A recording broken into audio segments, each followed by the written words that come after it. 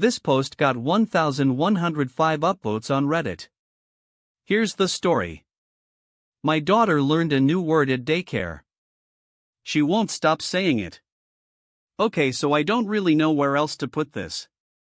I've been going back and forth for like a week on whether to post anything at all because I know how it sounds. Oh, my toddler said something creepy, spooky, scary. Yeah. I get it. That's not what this is. Something is genuinely wrong, and the one friend I told about it looked at me like I was losing it, so here I am. My daughter, I'm gonna call her B, started at a new daycare about 6 weeks ago. Small place off the highway, been open forever, family run. The woman who runs it goes by Miss Tammy. She seemed great. B liked her right away, which was huge because B screamed for 45 minutes straight when I tried a different place back in January. So when she walked into Miss Tammy's and immediately went for the toy kitchen, I almost cried in the parking lot. I thought we'd finally found our spot. For the first few weeks everything was fine. B came home with paint on her clothes and new songs stuck in her head, and that was that. Then she started saying this word. I first noticed it in the car. She was in her car seat just kind of mumbling to herself, which she does, but it wasn't her usual babble. It was the same thing on repeat. Halum. Or maybe halum. Hard to tell with a 3-year-old's pronunciation. I asked what it meant. She said Miss Tammy taught them. Cool, whatever. I figured it was from a song or a counting game or something. My nephew went through a phase where he said actually like 400 times a day, so I really didn't think much of it. But she didn't stop. Dinner. Bath time. Bedtime. Just this quiet, steady halum halum halum under her breath, almost like she was keeping rhythm with something. Not loud. Not distressed. That's what made it stick with me. I think maybe she wasn't upset about it. She was focused. Then I showed up early to pick up one afternoon, and that's when things got weird. The front door was propped open because of the weather. I could hear the kids before I got inside. They were all saying it. Together. Not like kids playing, there was no laughing, no energy to it. Just this flat, steady chant. I walked in and they were sitting in a circle on the carpet with their eyes closed, all of them, 6 or 7 kids between 2 and 5 years old, going halum halum halum in near perfect unison. Miss Tammy was in a chair behind them. Eyes closed too. I just stood there. I don't know how long. Probably 10 seconds, but it felt longer. Then Miss Tammy opened her eyes and saw me, and it was like a switch flipped. She clapped and went, "Okay friends, time to clean up," all bright and cheerful, and the kids just snapped out of it. B ran over and grabbed my legs and showed me a paper plate turkey she'd made, and everything was normal again. I told myself it was a mindfulness thing. Like toddler meditation. Those programs exist. I looked it up. It didn't sit right, but I didn't have a reason to push it, so I let it go. That was a mistake. Last Tuesday I woke up at 2-something a.m. to B's voice on the monitor. Halum. Halum. Halum. Same pace, same flat tone. I went to check on her and she was standing in the middle of her room facing the corner. Not her door, not her bed, the corner. Just standing there in her strawberry pajamas, staring at where 2 walls meet, saying the word. I said her name. Nothing.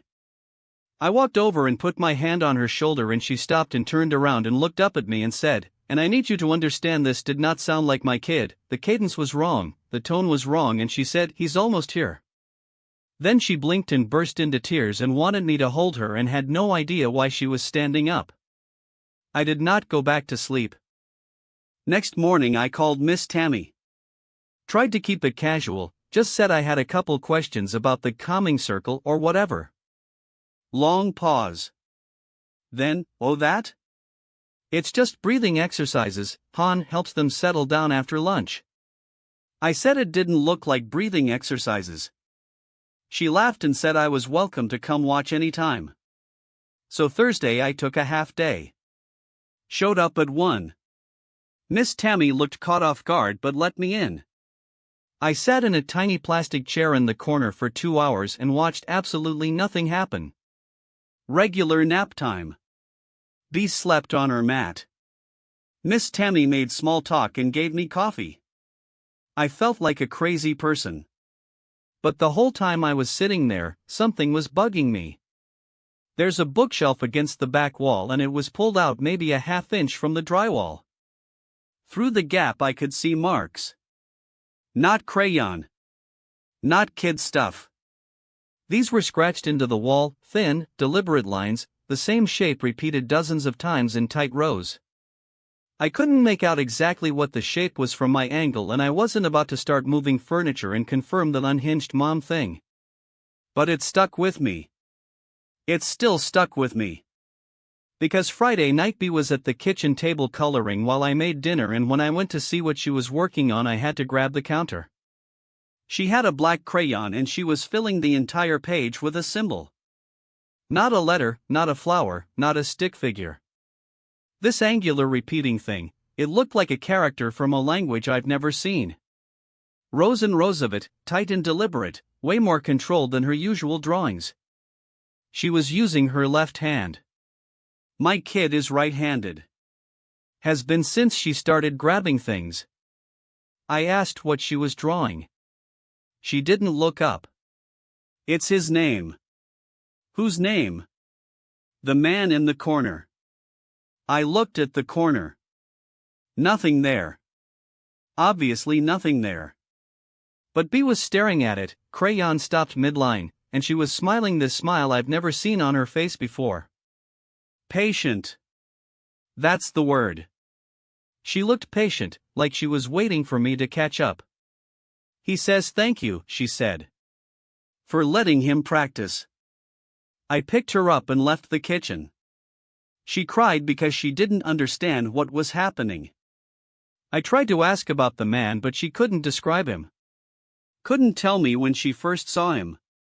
She just said he was nice and that Miss Tammy said he was coming and all they had to do was say the word so he can find the way. Pulled her out of the daycare the next morning. Didn't give a reason.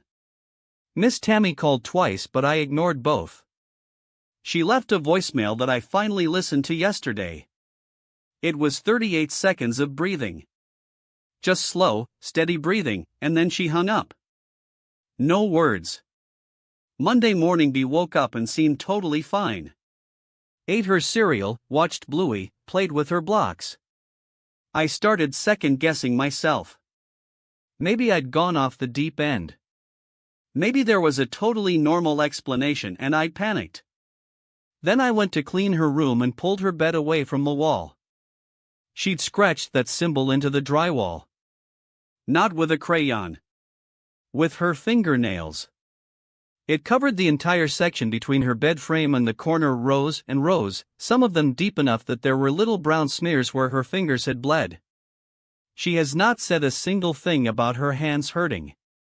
I've reached out to the other parents I have numbers for. 2 of them said yeah, they noticed the word but assumed it was a nursery rhyme. One mom said her son has been drawing something at home too. She texted me a photo. Same symbol. Exactly the same. I work in data analysis. I like spreadsheets and things that make sense. I have never in my life thought a sentence like "something followed my kid home from daycare" was something I would seriously type out. But I don't know how else to explain a 3-year-old carving symbols into a wall with her bare hands at 2 a.m. and talking about a man no one else can see in a voice that doesn't belong to her. I took a photo of the symbol. I haven't posted it.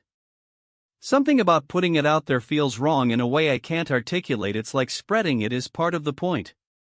But if anyone has seen something like this angular repeating character that looks like it belongs in an alphabet that doesn't exist, please reach out. I need to find out what Miss Tammy brought into that daycare. And whether it came home with my kid.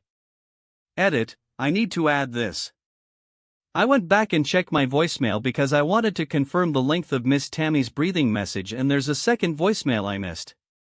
Came in at 4:17 this morning. It's B. It is unmistakably my daughter's voice, coming from Miss Tammy's phone number, at 4 in the morning, saying Halem 6 times and then, she shouldn't have taken me away. He was almost here. I pulled up the monitor footage. B was in her bed the entire night. Never moved. I'm going to the police tomorrow. I have no idea what I'm even going to tell them.